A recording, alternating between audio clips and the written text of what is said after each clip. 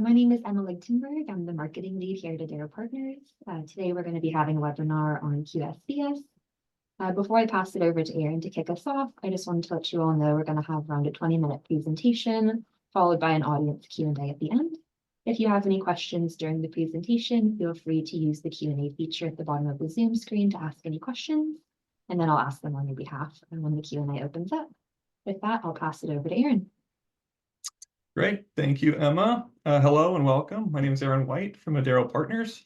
We are a registered investment advisory firm representing high net worth individuals and families. I'm joined by my advisor colleague, Chrissy Rhodes, and our guest speaker, Christopher Karachale from Hanson Bridget. Christopher is a tax attorney who specializes in QSBS planning, and Hanson Bridget is a full-service law firm with over 200 attorneys in California. Here's the agenda for today's webinar. We will start with an overview of QSBS benefits and qualifications. Next, we will share some planning techniques and 2 case studies. We will also cover state tax treatment and some of the most common questions that we get. Then Christopher will share some insights, and we will open it up to the audience for additional questions. Now, before we get started, I have some disclosures to share. Please note the webinar is for informational purposes only and is not a specific recommendation or tax advice. The case studies provide an example of the types of clients Adero represents, and individual results may vary. Qualified Small Business Stock is a federal tax designation created in 1993 to encourage investment in small businesses by providing tax incentives to investors, founders, and early employees. There are 2 code sections for QSBS benefits. Section 1202 provides a capital gains exclusion equal to the greater of $10 million or 10 times the cost basis of the stock. Section 1045 provides a tax deferral option. We will focus on Section 1202 for most of the webinar. There are some important dates to keep in mind for calculating the QSBS exclusion amount. For stock that was issued from 1993 through 2009, there's a 50% exclusion available. For a short period of time between February 2009 and September 2010, there was a 75% exclusion. And for stock that was issued after September 27, 2010, there was a 100% exclusion available. There are 3 primary qualifications for QSBS treatment. QSBS can only be issued by a U.S. C corporation. The company has to pass the gross assets test at the time of stock issuance and immediately afterwards. The gross assets limit is $50 million of cash or other property held by the corporation. QSBS must be held for at least 5 years to qualify for Section 1202 benefits. In addition, the company must be a qualified trade or business. This definition includes most technology and product companies, but excludes consulting and professional services, banks, insurance companies, farms, hotels, and restaurants. QSBS can only be issued directly by the company in exchange for money or other property, or as compensation for services provided to the corporation. Secondary purchases of stock do not qualify. For a complete list of the other qualifications, please refer to the QSBS article on our website. Now we will review some of the planning techniques we use to multiply and enhance QSBS benefits. A transfer of stock by gift to an individual may retain QSBS status. Since the $10 million exclusion is per taxpayer, gifting QSBS to a spouse is a potential strategy for claiming a $20 million exclusion on a joint tax return. QSBS can also be transferred to an irrevocable trust for children or other family members. If the trust is non-grantor for tax purposes and has its own tax ID, an additional $10 million exclusion may be available for each trust and beneficiary. State tax treatment is another planning consideration. Establishing a non-grantor trust or relocating to a zero-tax state that conforms to federal QSBS can provide significant tax savings. Chrissy will cover state tax in more detail later in our webinar. For any founders thinking about starting a new company, setting up the entity as an LLC and later converting to a C Corp may provide more than a $10 million exclusion using the 10x basis rule. Our second case study will explore this planning strategy. Selling stock over 2 or more years can provide an opportunity to claim both the $10 million exclusion and the 10x basis exclusion. Now, if the 5-year holding period is not met, sale proceeds from QSBS held for at least 6 months can be reinvested in another QSB company within 60 days, and the taxpayer can make an election to defer gains under Section 1045. Another way to preserve QSBS benefits when the holding period is less than 5 years is by structuring the transaction as a tax-free corporate merger or exchange. A taxpayer can defer capital gains on QSBS exchange for shares of a larger acquiring corporation. The replacement shares will retain the QSBS exclusion benefits and the holding period from the exchange shares. However, future appreciation in the replacement shares after the transaction date will be taxable when sold. And finally, for venture capital partners who receive performance fees as carried interest, QSBS benefits are also available. In order to qualify, the partner must have held their partnership interest at the time the QSBS was acquired by the fund. And now I'm going to hand it over to Chrissy to walk us through our case studies and the state tax treatment. Thanks, Erin. I'll go over a couple of examples to illustrate some of the planning opportunities that Erin just described. And our first case study here is Ravi. Like many of our clients, he's an engineer working at a tech startup in California. When Ravi joined, he was issued ISOs by his company that had a 6-year vesting schedule. Ravi really believed in the company's future growth and was really excited to join their team. And he wanted to plan ahead and minimize any future tax implications related to his company's stock options. The key challenge in his case was needing to exercise his stock options while they still qualified for QSBS treatment without running into any tax planning pitfalls. He didn't know what his stock would be worth years down the road, but he ultimately wanted to maximize his after-tax future equity value.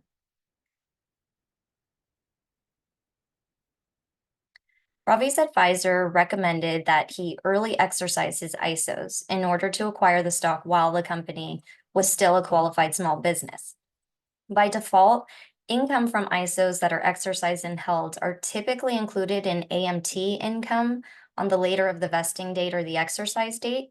So if the options were early exercised and nothing further was done, it could have led to an unknown amount of AMT income being recognized each year over the 6-year vesting period, depending on the fair market value of the shares each year.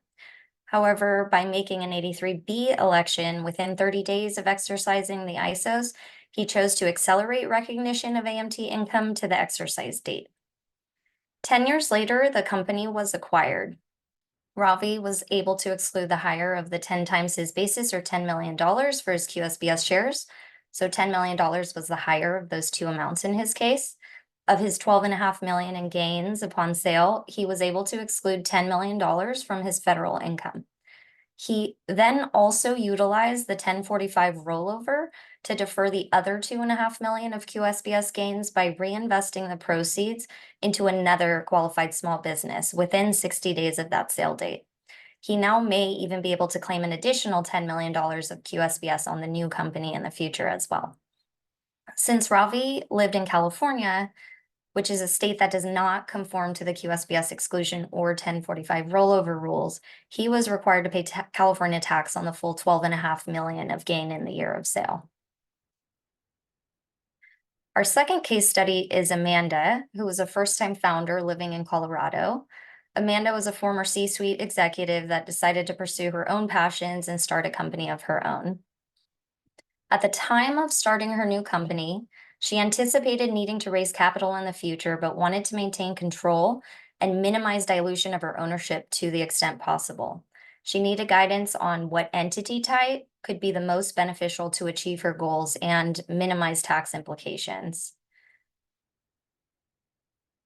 Amanda's advisor recommended that she initially establish an LLC for her company so that she could later convert the LLC to a C Corp and maximize her potential QSBS exclusion. Amanda ran the company as an LLC for 2 years and began generating revenue. She was ready to raise capital and was priced at a $20 million pre-money valuation. She then converted the LLC to a C Corp, establishing $20 million of basis in the C Corp, and completed the venture capital raise.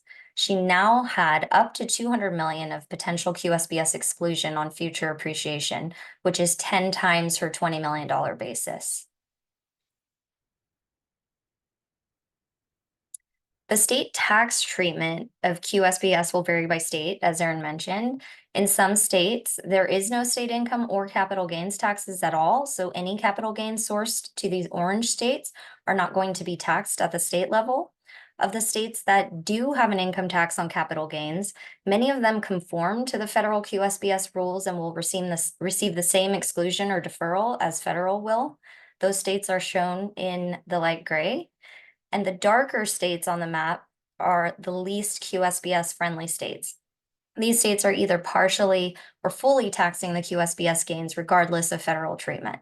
So in tying this back to our case studies, Ravi in California had to pay state tax on his QSBS gains, while Amanda in Colorado would not have had to pay any state taxes on the QSBS gains that were excluded or deferred for federal purposes because Colorado conforms to Fed.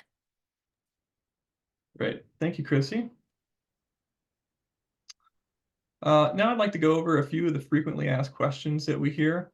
When discussing QSBS with clients, the most common misunderstanding is that the $10 million limit pertains to the company valuation.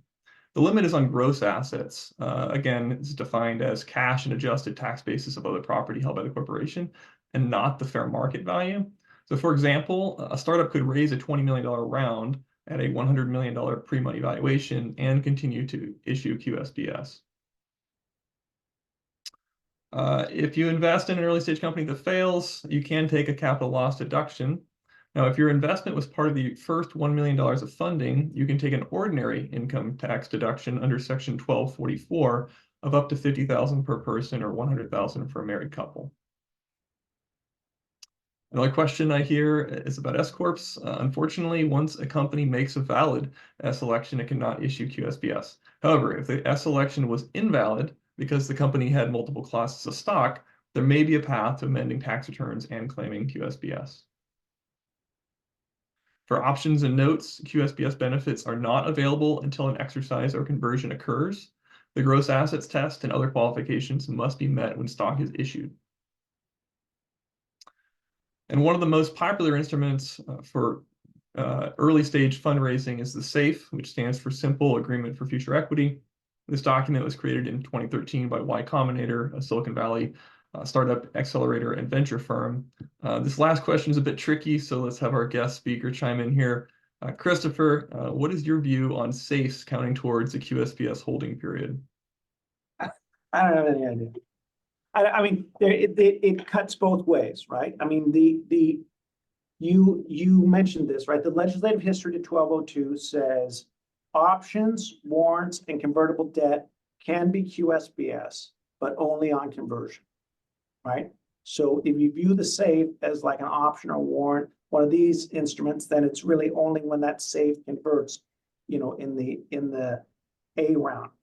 But you know, my position increasingly, and I think some of the larger, like at least one of the big four accounting firms, provided that Y Combinator, you know, that you use that Y Combinator SAFE. It says at the end, right, for purposes of 1202, this instrument is treated as stock. I think that people are increasingly comfortable with saying when I buy the SAFE, that starts my QSBS holding period, not when I convert. And I think and this kind of goes to the whole purpose of QSBS, right? QSBS, this again, going to the legislative history from 93 says, we want to incentivize people to invest in startups because they fail, right? If I want to go down to Sand Hill Road and invest in a startup today, and I say, I want you to sell me like in a seed round, early investing round, they won't sell me equity. They'll only sell me a SAFE, right? In other words, like the sort of environment for investments in startups has kind of evolved to the point where like they don't want to price it. The SAFE is easy. So I think that now, like consistent with the overall legislative history, you say, look, you're buying SAFE because you're really looking to invest early, and that's the only way you can do it. Mm-hmm. Yeah, well, the SAFE is certainly much easier for founders to raise and to get up and running. So yeah, that seems to be the most popular for. And I wouldn't, it's like, let's say the company fails. What am I going to like sue them? It's not like debt, right? I'm not going to go and say, give me my money back, right? That's really my investment. It's a proxy for my investment. So again, I'm not saying necessarily, I could see that the IRS would potentially disagree, you know, and say, no, the SAFE is more like an option, right? That needs to get exercised. So there's no guidance from the IRS on this, but you know, it'll be interesting to see at some point that presumably the service will give us some guidance, and it'll be interesting to see how they come out. So I'm curious, how should founders and early employees document that their shares are QSBS eligible? Like what can you do, you know, before the 5 years run and before you have a liquidity event to set yourself up for a good position, hopefully avoiding an IRS audit. Yeah, well, so this is a huge problem, right? That we see. Aaron, you see it too, I think, in your practice, right? Like 1202 is a really poorly designed statute in terms of the way, what you need in order to prove that you have QSBS, right? So 1202 says the only benefit a company, whether it's eligible to issue QSBS or not, has no benefit. There's nothing that it gets. The only benefit from QSBS accrues to individual shareholders, right? So the company, in fact, has little incentive, if any, to give out a bunch of information because it doesn't help them, right? It only introduces risk of the company saying, yes, we qualify for one more of these things. So we regularly run into problems like with early employees, like employee number 40 or 50 at now a big tech startup that IPO'd, where they don't have a lot of the underlying information, like the tax returns. Like to really know if you have QSBS, you got to have the tax returns, the audit financials, information about redemptions, although that list of information you went through. For founders, it's easy, right? Founders have all that. They can call up their CFO and say, send me all these documents, right? Send them to Aaron or Christopher, whoever, you can do the analysis. For early employees or for investors who don't have information rights, though, that kind of information mismatch creates potential problems. I think, oftentimes the companies will do some work and, for example, create a QSBS checklist. You see these floating around where they'll hand it out to the investors or to the early employees saying, hey, we meet all these requirements. For venture capitalists, their information rights often give them access to financials, even to tax returns. For those VCs, it's super important to pull down that information as soon as you can. For early employees, I think the key, once you start to think about this, is to ask questions. And again, I think there's normally going to be a cohort of early employees who are probably all eligible. Like the example that Chrissy gave, where he's exercising those ISOs, right? There's going to be a whole group of those people, right? And the company, I think, even if they don't have an obligation to give them information, they have an incentive to keep those early employees happy, right? So I think if you can kind of get together as a group and say, hey, look, can you tell us these shares are QSBS eligible? That'll be helpful. So that's it from the company side. On the individual side, you got to keep track of everything. Like keep your stock purchase agreement, keep your 83B. If it's an ISO, keep your grant documents. And then CARTA will often house information about your shares. Be real careful to keep all that CARTA information, knowing that sometimes CARTA is, they're getting better about keeping track of when the shares go back, but they'll reissue and say your start date for these shares because it was like you transfer to a trust or something, the date doesn't go all the way back. So keep track of all the documents you can about getting your original stock, and then hope that the company will give you information to prove out that it meets those requirements that you discussed, Aaron. Yeah, I think ideally you ask the company at the time of grant if they're QSBS eligible, even if you're getting options, and then you periodically check in and monitor the company's financing rounds to see if you're going to breach that $50 million mark, and make a decision before you do, if you want to exercise and have QSBS or not, and wait and lose that opportunity. Right. But this is the key, right? For QSBS, it's not binary. It's not is or is not QSBS, right?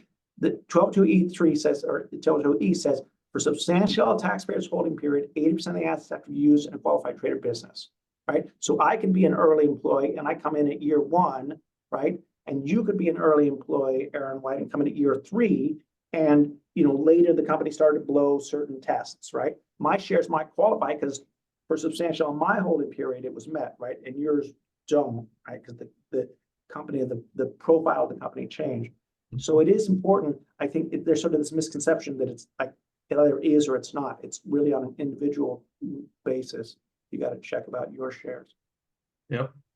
Facts and circumstances, right? That's taxes. All right.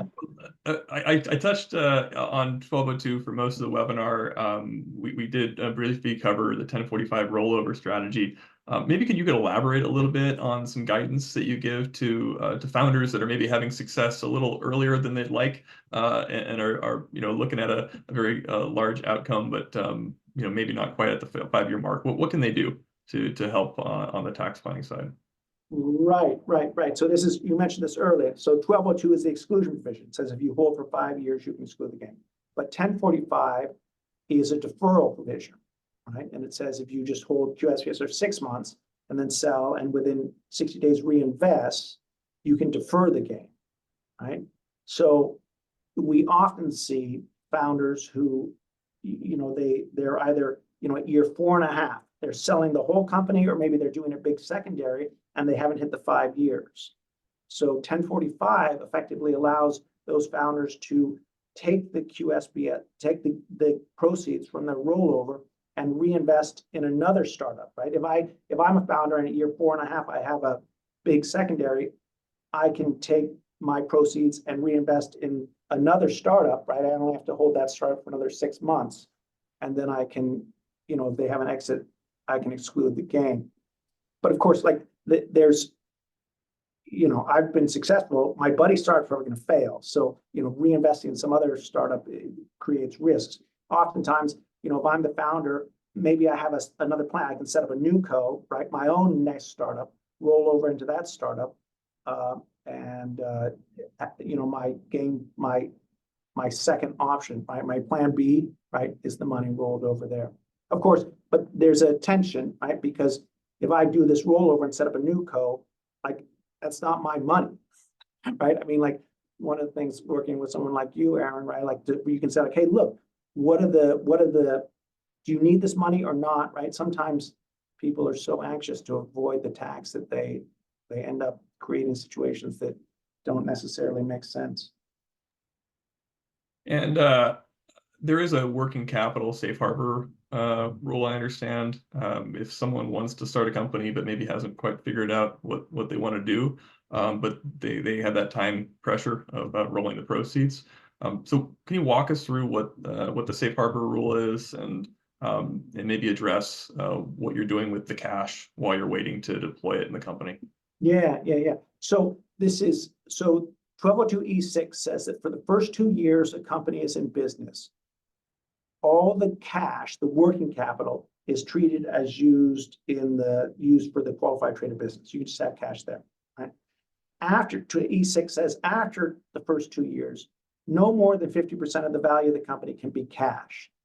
So if we've raised $5 million of cash from VCs, after 2 years, I need to be able to show the enterprise value of my company is $10 million, right? Double the amount of cash. This is normally you look at the pre-money value. Sometimes the 409As will help show that, but you got to test throughout the life cycle of the company to make sure you're meeting that test after those first 2 years, right? But during those first 2 years, you can just have the cash sitting there as working capital in short-term notes, whatever, you don't want to have it in investments, but it can sit there. So going back to my hypothetical, I'm a founder, I sell at year 4 and 6 months, right? I roll over into a new co. I have 2 years to just test out ideas about what I could do, right? And then it just so happens that those 2 years, right, they're going to put me past the 5 years going back to the original co. So it's a way to create additional holding period. I'm not suggesting, right, that people set up the sham corporations, right? You got to really have ideas, but most of the founders we work with, they like have a million ideas every day. So that's not an issue. But you got to be intentional. If you're going to do this rollover, you got to be intentional and make sure that you're actually starting to make something. As I say, for most of the founders, here in the valley that we're dealing with, that's not an issue. They got a million ideas. Well, that's great. Hey, thank you for sharing those insights. Let's open it up. I think we've gotten some questions through the chat. If anyone else has questions, please submit, and I'll hand it back to you, Emma. Our first question, I think Chris would be the best one to answer this. How do you report QSBS on a tax return? Sure. So QSBS is going to be reported on Form 8949, which is the form that's flowing into Schedule D on the federal tax return, reporting any capital gains and losses. There's an adjustment column in Form 8949 where you can put in the code that's going to indicate it's a QSBS exclusion, which the code would be Q. You then subtract the exclusion amount from the gain so that only the non-excludable portion is going to flow through to your taxable income, and that may be zero. And then you need to look at the state tax return as well, which may or may not need an adjustment from federal, just depending on whether the state conforms or not. And then kind of a follow-up question, but can someone amend a past tax return to claim QSBS? Yeah, so you can amend a past tax return to claim QSBS as long as the statute of limitations is open. But because QSBS can have such significant tax savings, the likelihood of that amended return being audited is really high.